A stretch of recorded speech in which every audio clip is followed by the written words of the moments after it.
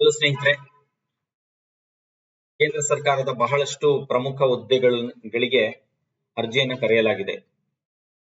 ನಾವು ಸ್ಕ್ರೀನ್ ಮೇಲೆ ನೋಡಬಹುದು. Intelligence bureau, ministry of railways, home ministry, enforcement directorate, CBI, NIA ಮತ್ತೆ ಆಡಿಟರ್, ಕಂಟ್ರೋಲರ್, ಆಡಿಟರ್ ಜನರಲ್, ಈ ರೀತಿ ಬಹಳ ಇಂಪಾರ್ಟೆಂಟ್ ಆಗಿರುವಂತಹ ವೇಕೆನ್ಸೀಸ್ಗೆ ಅಪ್ಲಿಕೇಶನ್ಸ್ ನ ಕಾಲ್ ಮಾಡಿದ್ದಾರೆ.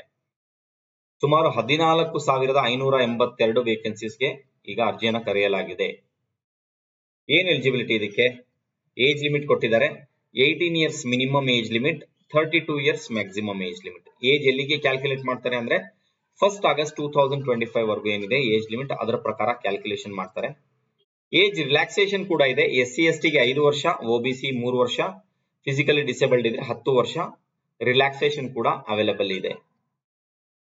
ಇದಕ್ಕೆಲ್ಲ ಯಾರು ಎಲಿಜಿಬಲ್ ಆಗ್ತಾರೆ ಅಂದ್ರೆ ಯಾರ್ಯಾರು ಗ್ರಾಜುಯೇಷನ್ಸ್ ಕಂಪ್ಲೀಟ್ ಮಾಡಿದಾರೋ, ಡಿಗ್ರಿ ಕಂಪ್ಲೀಟ್ ಮಾಡಿದಾರೋ, ಅಥವಾ ಡಿಗ್ರಿ ಫೈನಲ್ ಸೆಮಿಸ್ಟರ್ ಅಲ್ಲಿ ಇದ್ದು ಅವರ ರಿಸಲ್ಟ್ 1 ಆಗಸ್ಟ್ 2025 ಒಳಗಡೆ ಬರುತ್ತೆ ಅಂದ್ರೆ ಅವರೆಲ್ಲರೂ ಎಲಿಜಿಬಲ್ ಆಗಿದ್ದಾರೆ. ಎಲ್ಲರೂ ಕೂಡ ಅರ್ಹತೆ ಹೊಂದಿದ್ದಾರೆ. ಯಾವುದೇ ಡಿಗ್ರಿ ಮಾಡಿದ್ರು ಪರವಾಗಿಲ್ಲ. BA, BSc, BCom, engineering, medical, paramedical, nursing, ಯಾವುದೇ ಡಿಗ್ರಿ ಆಗಲಿ ಅವರೆಲ್ಲರೂ ಕೂಡ ಎಲಿಜಿಬಲ್ ಆಗ್ತಾರೆ.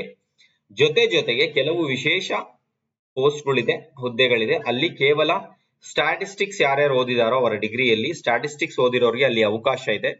ಹಾಗೂ ಯಾರು PUC ಯಲ್ಲಿ 60% ಮತ್ತೆ ಅದಕ್ಕಿಂತ ಹೆಚ್ಚಾಗಿ ಮ್ಯಾಥಮೆಟಿಕ್ಸ್ ಅಲ್ಲಿ ಸ್ಕೋರ್ ಮಾಡಿದಾರೆ ಅವರಿಗೂ ಕೂಡ ಕೆಲವು ಹುದ್ದೆಗಳನ್ನ ಮೀಸಲಾತಿ ಮಾಡಲಾಗಿದೆ. ಇದಕ್ಕೆ ಅಪ್ಲಿಕೇಶನ್ಗೆ ಶುಲ್ಕ ಇರೋದು 100 ರೂಪೀಸ್ ಅಷ್ಟೇ, ಕೇವಲ 100 ರೂಪಾಯಿ ಶುಲ್ಕ. ಅದು ಜೆಂಟ್ಸಿಗೆ ಮಾತ್ರ, ಅಂದ್ರೆ ಗಂಡಸರಿಗೆ ಮಾತ್ರ. ಹೆಂಗಸರಿಗೆ ಮತ್ತು SC/ST ಕ್ಯಾಟಗರಿಗೆ ಮತ್ತು ಫಿಸಿಕಲ್ ಡಿಸೇಬಲ್ಡ್ ಕ್ಯಾಟಗರಿಗೆ ಯಾವುದೇ ಶುಲ್ಕ ಇರೋದಿಲ್ಲ. ಫ್ರೀ ಆಫ್ ಕಾಸ್ಟ್ ಅಪ್ಲಿಕೇಶನ್ ನ ಸಬ್ಮಿಟ್ ಮಾಡಬಹುದು. ಅಪ್ಲಿಕೇಶನ್ ಸಬ್ಮಿಟ್ ಮಾಡೋದಕ್ಕೆ ಮೊಬೈಲ್ ಅಲ್ಲಿ ಮೈ SSC ಅಂತ ಮೊಬೈಲ್ ಅಪ್ಲಿಕೇಶನ್ ನ ಗೂಗಲ್ ಪ್ಲೇ ಸ್ಟೋರ್ ಇಂದ ಡೌನ್ಲೋಡ್ ಮಾಡಿಕೊಂಡು ಡೈರೆಕ್ಟ್ ಆಗಿ ನಾವು ಅಪ್ಲಿಕೇಶನ್ ಹಾಕಬಹುದು. ಅಥವಾ ಇನ್ನೊಂದು ವೆಬ್ಸೈಟ್ ಇದೆ ssc.gov.in, ಅದರಲ್ಲೂ ಕೂಡ ನಾವು ಹೋಗಿ ಅಪ್ಲಿಕೇಶನ್ಸ್ ನ ಸಬ್ಮಿಟ್ ಮಾಡಬಹುದು. ಇದರಲ್ಲಿ ಸಿಲೆಬಸ್ ಏನಿರುತ್ತಪ್ಪ ಅಂದ್ರೆ ಬಹಳ ಈಸಿ. ಜನರಲ್ ಇಂಟೆಲಿಜೆನ್ಸ್ ರೀಸನಿಂಗ್ ಇರುತ್ತೆ. ಜನರಲ್ ಇಂಟೆಲಿಜೆನ್ಸ್ ರೀಸನಿಂಗ್ ಮತ್ತೆ general awareness, aptitude, English comprehension. ಇದು Tier 1 ನ ಸಿಲೆಬಸ್. Tier 1 ಪಾಸ್ ಆದ ನಂತರ ಅಂದ್ರೆ ಮೊದಲನೇ ಹಂತ ಪಾಸ್ ಆದ ನಂತರ ಮತ್ತೆ ಎರಡನೇ ಹಂತ ಎಕ್ಸಾಮ್ ಇರುತ್ತೆ.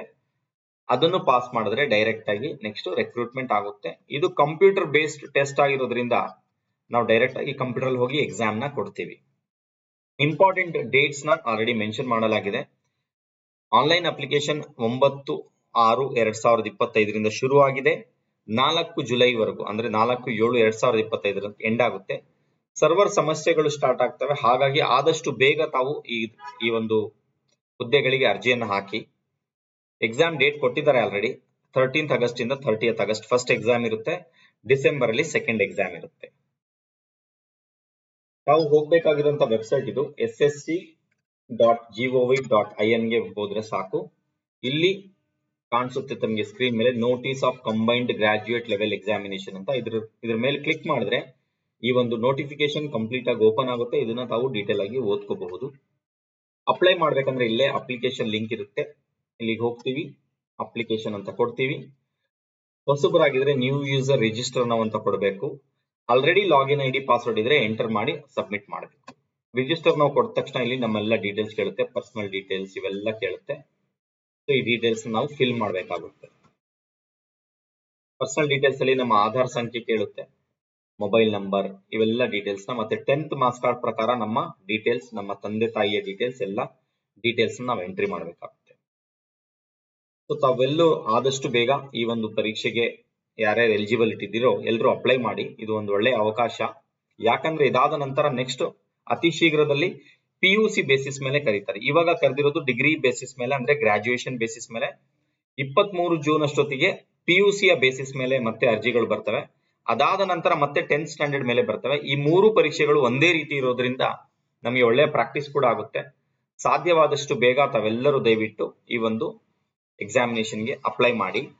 ತಮ್ಗೆ ಏನಾದರೂ ಸಹಾಯ ಬೇಕು, ಏನಾದರೂ ಡೌಟ್ಸ್ ಇದ್ರೆ ನನ್ನ ವಾಟ್ಸ್ಆಪ್ ನಂಬರ್ಗೆ ಮೆಸೇಜ್ ಮಾಡಿ. ತಮಗೆ ಟ್ರೈನಿಂಗ್ ಬೇಕಂದ್ರೆ ಕೂಡ ಟ್ರೈನಿಂಗ್ ಕೂಡ ಅವೈಲೇಬಲ್ ಇದೆ. ಓಕೆ, ಸೊ ನಿಮ್ಗೆಲ್ಲ ಒಳ್ಳೇದಾಗ್ಲಿ. All the best.